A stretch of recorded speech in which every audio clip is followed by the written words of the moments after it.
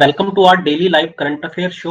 और जैसा आप सभी जानते हैं, इसी तरीके से मंडे टू फ्राइडे हम आपके साथ लाइव जुड़ते हैं डेली करंट अफेयर्स को डिस्कस करने के लिए, और सैटरडे को इन्हीं पूरे हफ्ते के करंट अफेयर्स को क्विज की फॉर्म में यानी एमसीक्यू वाइज में डिस्कस करता हूं, ताकि आपको एक आइडिया भी लगे कि कैसे ये क्वेश्चन आपसे एग्जाम में पूछे जा सकते हैं। तो आपको डेली जुड़ना है हमारे 10 से 12 मिनट के अराउंड ये सेशन रहता है, ठीक है। और आप पेपर लेके बैठा करें, इंपॉर्टेंट की पॉइंट्स को भी नोट डाउन करते चले। तो आज मैं डिस्कस करेंगे 5th ऑफ नवंबर और 6th ऑफ नवंबर, यानी आज के अभी तक के जितने भी इंपॉर्टेंट न्यूज और अपडेट्स हैं उनको।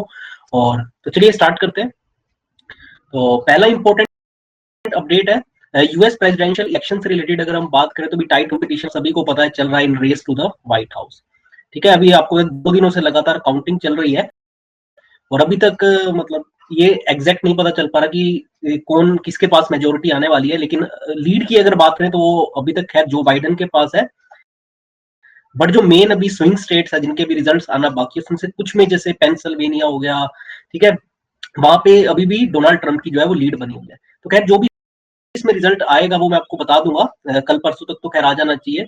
सो अकॉर्डिंग टू सीएनएन अगर बात करें तो डेमोक्रेटिक प्रेसिडेंशियल नॉमिनी जो है जो बाइडेन, उनके पास अभी तक 253 सीट्स आई है, और जो इनकम्बेंट प्रेसिडेंट है डोनाल्ड ट्रंप, उनके पास 213। और आपको पता है कि जीतने के लिए कितनी चाहिए होती है इलेक्टोरल कॉलेज, 270। तो 270 सीट्स रिक्वायर्ड होती है, लेकिन अभी तक 253 है जो बाइडेन के पास।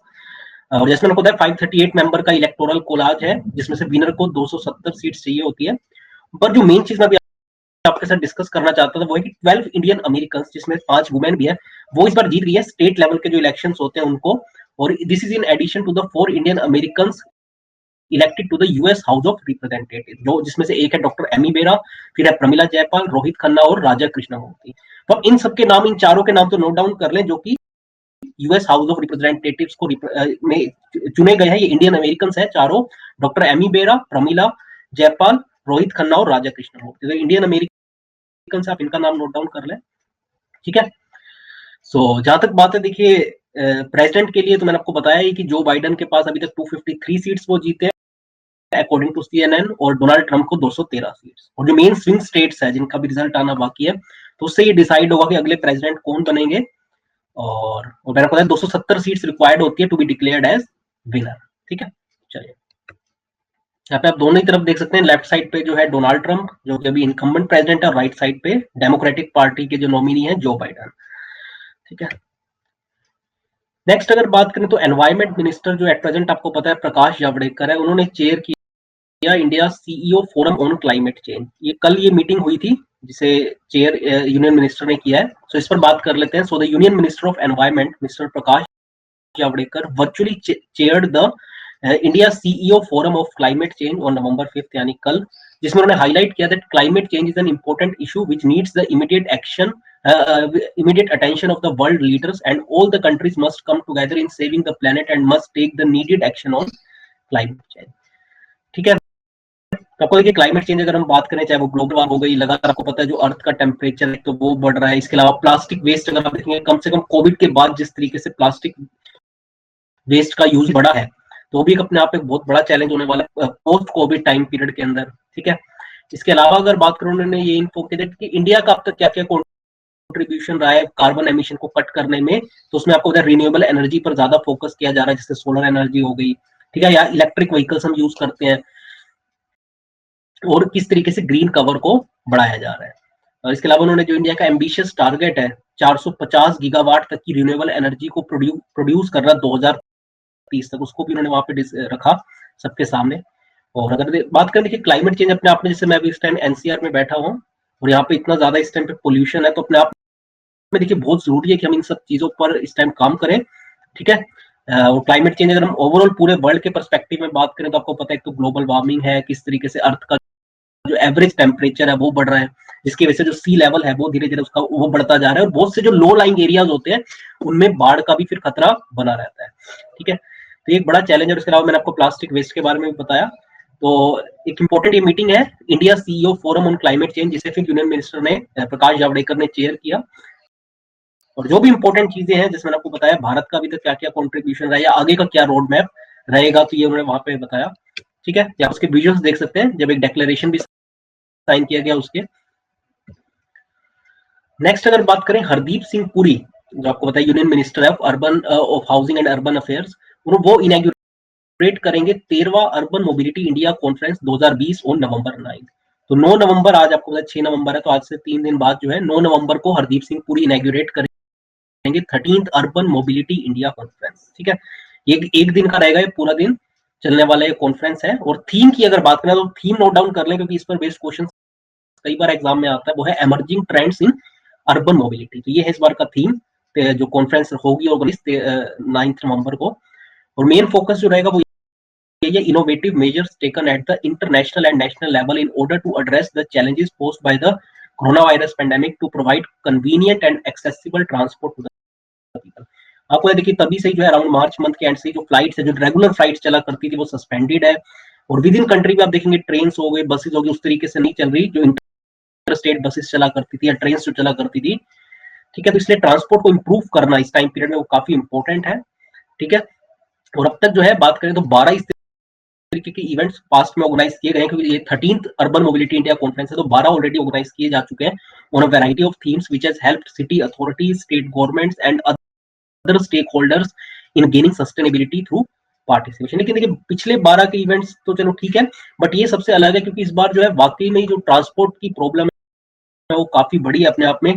क्योंकि कल की बात है कि चाइना ने भी जो है फ्लाइट जो इंडिया से जा रही थी और बाकी भी कुछ कंट्रीज से, तो उसे अभी कुछ टाइम के लिए रिस्ट्रिक्ट कर दिया है, क्योंकि कुछ जो फ्लाइट्स में जाने वाले लोग हैं वो पॉजिटिव पाए गए थे। तो इसलिए जो है जैसे अभी चाइना ने फ्लाइट्स को बंद कर दिया है। इसके अलावा इंडिया ने कंट्रीज के साथ एयर बबल एग्रीमेंट साइन किया है ताकि वहां से कुछ फ्लाइट्स आ जा सके। लेकिन स्टिल अपने आप में ट्रांसपोर्ट जो है अपने आप में बहुत बड़ा चैलेंज बना हुआ है लोगों के लिए।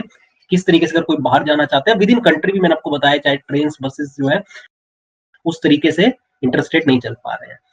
तो इसलिए अपने आप में काफी इंपॉर्टेंट रहने वाली है कॉन्फ्रेंस। और इसका थीम क्या है? Emerging trends in urban mobility. ठीक है, यहाँ पे आप देख सकते हैं हरदीप सिंह पुरी को, जो यूनियन मिनिस्टर है हाउसिंग और अर्बन अफेयर्स के। नेक्स्ट बात करें तो गवर्नमेंट ने सेटअप कर दिया है committee to review guidelines on television rating agency. देखिए मैं आपको बताया हाल ही में एक स्कैम सामने आया था जो टीआरपी से रिलेटेड, तो उसके बाद जो है गवर्नमेंट ने ये कमेटी को सेटअप किया है ताकि दोबारा से एक तरीके से जो अभी तक जिस तरीके से टेलीविजन की रेटिंग आती थी उसको रिव्यू किया जाए। क्योंकि देखिए वो उस तरीके से इतनी एक्यूरेट नहीं है, उसमें फ्रॉड भी हो सकता है, जैसे कुछ टाइम पहले सामने भी आया था।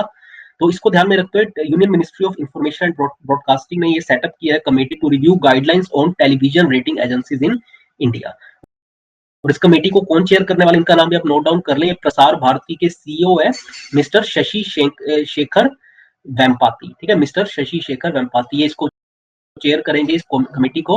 और the committee will be required to revisit the existing television rating guidelines to further strengthen the procedures to make them more credible and transparent. तो जैसे सबको पता है, देखिए बहुत इंपॉर्टेंट होती है टीआरपी, क्योंकि इससे क्या होता है जो एड देने वाली कंपनीज है वो इसी के अकॉर्डिंग, जिसकी टेलीविजन रेटिंग ज्यादा होती है उन्हीं को सबसे ज्यादा एडवर्टाइजमेंट मिलती है और अच्छे रेट पर मिलती है।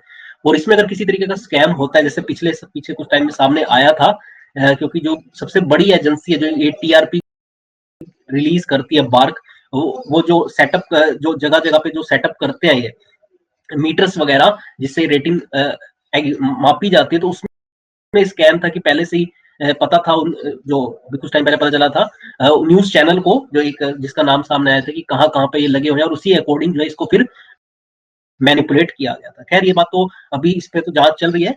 तो इसी के बीच में एक कमेटी जो है सेटअप की गई है और it will be required to submit its report to the information and broadcasting ministry within the next 2 month. और अगले 2 महीने में ये अपनी जो रिपोर्ट है उसको सबमिट करेंगे, और जो भी इसमें चेंजेस सजेस्ट किए जाएंगे फिर उस पर आगे काम किया जाएगा।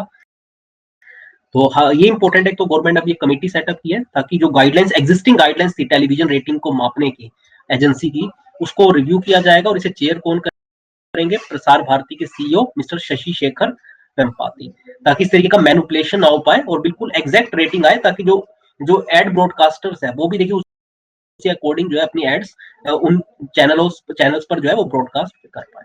ठीक है, और आखिरी आज का हमारा अपडेट है वो है यूजीसी जो है यूनिवर्सिटी ग्रांट्स कमीशन, उन्होंने गाइडलाइंस इशू कर दिया for reopening of universities and colleges across country. तो आपको धीरे धीरे अब इन अनलॉक के फेज में जो चाहे वो स्कूल्स हो गए, कॉलेजेस हो गए, यूनिवर्सिटीज, उनको ओपन किया जा रहा है। और इसी बीच में यूजीसी ने गाइडलाइंस इशू करी है। और as per the new guidelines universities and colleges outside the containment zone, क्योंकि जो कंटेनमेंट जोन में है वो तो ऑब्वियसली बात है बंद रहेंगे, और जो आउटसाइड द कंटेनमेंट जोन है उन्हें ओपन किया जा रहा है in a phased manner after consultation with the respective states and UT governments, और जिसके अंदर यूजीसी ने सजेस्ट किया है कि 6 डे वीक्स की क्लासेस रहें और स्मॉलर साइज में, मतलब कम स्टूडेंट्स क्लास को अटेंड करें टू एनेबल सोशल डिस्टेंसिंग, ताकि सोशल डिस्टेंसिंग को एनेबल रखा जा सके।